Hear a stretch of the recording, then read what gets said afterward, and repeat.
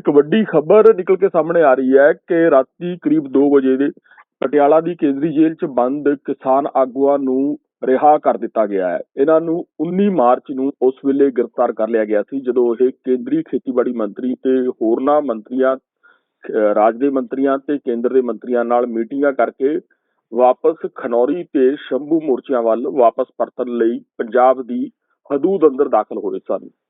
ਇਹਨਾਂ 'ਚ ਸ਼ਾਮਲ ਖਨੌਰੀ ਮੋਰਚੇ ਤੋਂ ਅਭਿਮਨਿਊ ਕੁਹਾੜ ਜੋ ਕਿ ਫਿਰਕਾ ਆਗੂ ਨੇ ਉੱਥੋਂ ਦੇ, ਉਹ ਤੇ ਕੁਝ ਹੋਰ ਸਾਥੀ ਰਿਹਾ ਹੋਏ ਨੇ ਕੇਂਦਰੀ ਜੇਲ੍ਹ ਪਟਿਆਲਾ ਤੋਂ, ਤੇ ਉਹ ਇਸ ਵਕਤ ਉਚੇਚੇ ਤੌਰ ਤੇ दैनिक सवेरा ਨਾਲ बने हुए ਨੇ। कुहाड़ साहब, दैनिक सवेरा में आपका स्वागत है। बहुत बहुत धन्यवाद जी। पहले तो आपका जेल से बाहर आए हैं आप करीब करीब 9 दिनों के बाद। जेल यात्रा कैसी रही? ये थोड़ा सा मूड को हल्के सवाल से ले चलता हूँ मैं। देखिए, जेल यात्रा बड़ी अच्छी रही और इंसान को बहुत कुछ असेसमेंट करने का समय मिलता है, अंदर आत्ममंथन करने का समय मिलता है कि कहाँ कमियां रही और कहाँ गलतियां रही, कहाँ सुधार हो सकता है। तो ये सारी चीजों का एनालिसिस करने का काफी समय मिलता है, क्योंकि और मैं तो एक बात और कहूंगा कि ना वहाँ पे कोई फोन होता, ना वहाँ पे कोई और कोई चीज होती, ना कोई इलेक्ट्रॉनिक आइटम होता, तो जिंदगी एक मायने में बड़ी सरल, बड़ी आसान सीधी हो जाती है। और मैं तो ये एक बात और जरूर कहूंगा कि जब 19 तारीख को गिरफ्तार करके जेल भेजा गया था, तो उसके बाद काफी कुछ एनालिसिस किया, काफी कुछ चीजें समझने का प्रयास किया। और जो भी देखिए, हमारा तो एक उसमें सिद्धांत है, एक थ्योरी है कि जैसी भी स्थिति हो उस स्थिति को स्वीकार करो। और तो हमने बड़े हंसते हंसते, बड़े खुशी खुशी पूरे अपने 9 दिन जेल में काटे हैं। आप कितने साथी आज रात को कितने बजे रिहा किया गया और कितने साथियों को रिहा किया गया? देखिए, लगभग 2:30 बजे के आसपास रिलीज किया गया है अलग अलग जेलों से। टोटल लगभग 1450 साथियों को गिरफ्तार किया गया था 19 तारीख को, और कल शाम तक 280 साथी थे वो जेल में ही थे। तो आज रात को ही 2 बजे ये प्रोसेस लगभग शुरू हुई है अलग अलग जेलों से रिलीज करने की। करीब 1400 के करीब साथी सभी रिलीज हो चुके हैं इस वक्त। हाँ, जो कल शाम तक 280 साथी जेल में थे, तो उनको प्रोसेस रात को 2 बजे शुरू हुई है, और 1-2 घंटे में हमारे काफी साथियों का हमारे पास इंफॉर्मेशन आ गई है कि उनको भी रिलीज किया गया है। बाकी 1-2 घंटे तक और सारी स्थिति बिल्कुल स्पष्ट हो जाएगी, सारी स्थिति बिल्कुल क्लियर हो जाएगी। और एक बात मैं जरूर ये कहना चाहूंगा, जो आपका पहला सवाल था, देखिए, समाज के लिए लड़ते हुए हम जेल में गए हैं, और उससे पहले भी कई बार पुलिस हिरासतों में रहे। अपने समाज के लिए, अपने देश के लिए लड़ते हुए अगर हमें 50 बार 100 बार और भी जेल में जाना पड़ेगा, तो उसके लिए भी हम बिल्कुल तैयार हैं, हंसते हंसते जाएंगे। मेरे ख्याल से जिस दिन 19 तारीख थी, जब आप मीटिंग के लिए रवाना हुए थे खनौरी से, आपको शायद याद होगा आपकी फोन इंटरव्यू मेरे साथ ही हुई थी, जब हम बात कर रहे थे कुछ ऐसी कि आप आज का क्या तैयारी है, कुछ ऐसी बातें हो रही थी। तो उसके बाद हम उम्मीद कर रहे थे कि शाम को हम बात करेंगे, तो लेकिन तभी हमें पता चलता है कि आप वहां से निकले हैं, थोड़ी सी मीडिया ब्रीफिंग आपकी हुई है, और आप जैसे ही मोहाली में एंटर हुए हैं आपको डिटेंशन में ले लिया गया है। वो कहाँ से लिया गया था? आप उस वक्त कौन कौन थे? देखिए नील भाई, आप भी इतने बड़े और सीनियर पत्रकार हैं, 15 साल का मेरा भी सामाजिक जीवन का अनुभव हो गया। आपने भी पहले कभी नहीं सुना होगा, मैंने भी पहले कभी नहीं सुना कि गवर्नमेंट डिस्कशन के लिए, टॉक्स के लिए बुलाती है और फिर गवर्नमेंट गिरफ्तार कर लेती है। जी, ये एक तरीके से सामाजिक तौर पे सोशली तो गलत है ही है, मुझे लगता है ये मॉरली, एथिकली भी पूरे तरीके से गलत है।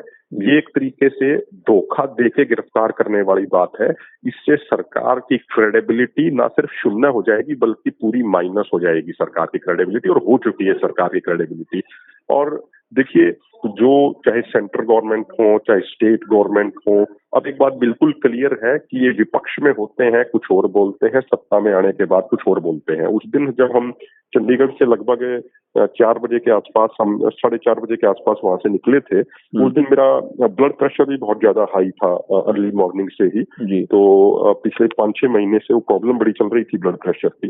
जी तो हम वहां से जब निकले तो वहीं से पुलिस की गाड़ियां काफी पीछे लग गई थी। तो हमें पहले एक बार ये समझ नहीं आया कि भाई इतना फॉलो ये क्यों कर रहे हैं। हम डल्लेवाल साहब और हम सारे लोग साथ में ही थे, तो वो बीच में गाड़ियां उसमें ले आते थे।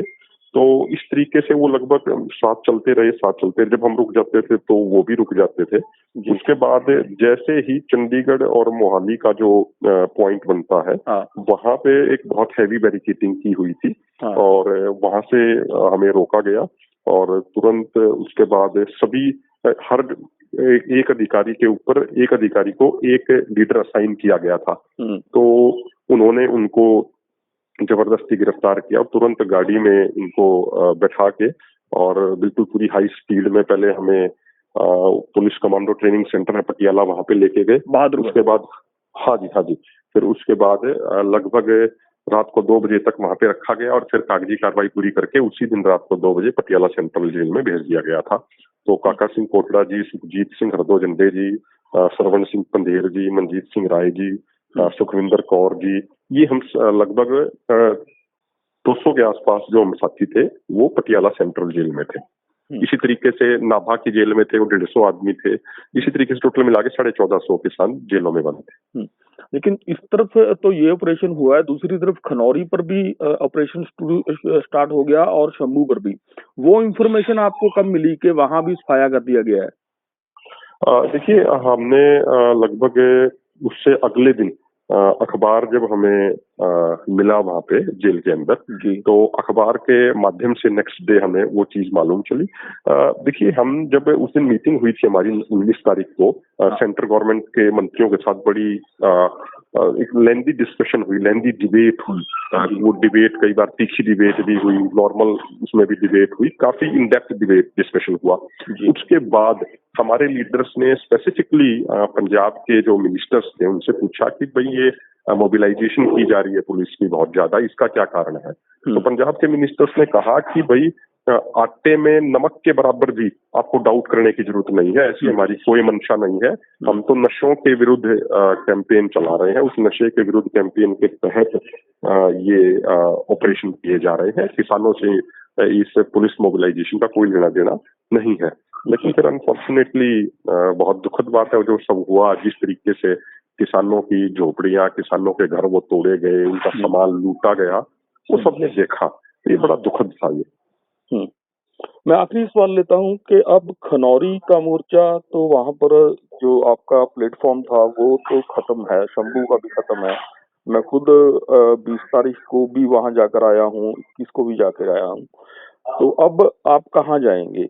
डल्लेवाल साहब भी अब पता चला डिटेंशन में है, तो अगली आपकी रणनीति जो एकदम जो रणनीति होती है जिसको कहते हैं, देखिए क्या है? मुझे लगता है कि 19 तारीख से ही सरदार जगजीत सिंह डल्लेवाल जी ने पानी पीना भी छोड़ दिया था। तो उनका ये था कि भाई हमारे पहले सभी साथियों को रिलीज किया जाए, उसके बाद मैं पानी पीऊंगा। तो उनको 10 दिन हो गए हैं पानी पिए हुए। उनकी स्थिति कल बहुत ही ज्यादा क्रिटिकल, बहुत ही ज्यादा नाजुक हो गई थी। तो अभी भी उनकी स्थिति बहुत नाजुक है और उन्होंने शर्त ये रखी थी पहले हमारे दोनों फोरमों के सभी साथियों को रिलीज करें, उसके बाद मैं पानी पीऊंगा। तो आज हम अभी प्रयास ये कर रहे हैं, उनसे मिलके रिक्वेस्ट करी जाए कि वो अपने पानी जरूर पिए, क्योंकि उनका जीवन बड़ा बहुमूल्य है और स्थिति उनकी कल जो हमें पूरी जो मालूम चली, कल जो स्थिति उनकी देखी, वो बहुत ही ज्यादा क्रिटिकल थी, जो हमें पूरा अपडेट हुआ। जी, तो अभी मोर्चे का क्या है जी आगे? देखिए, वो मुझे लगता है कि अभी बैठ के दोनों फोरमों के साथी आराम से बैठ के उस पर चर्चा करके फिर अगला फैसला लेंगे। जी, बहुत शुक्रिया।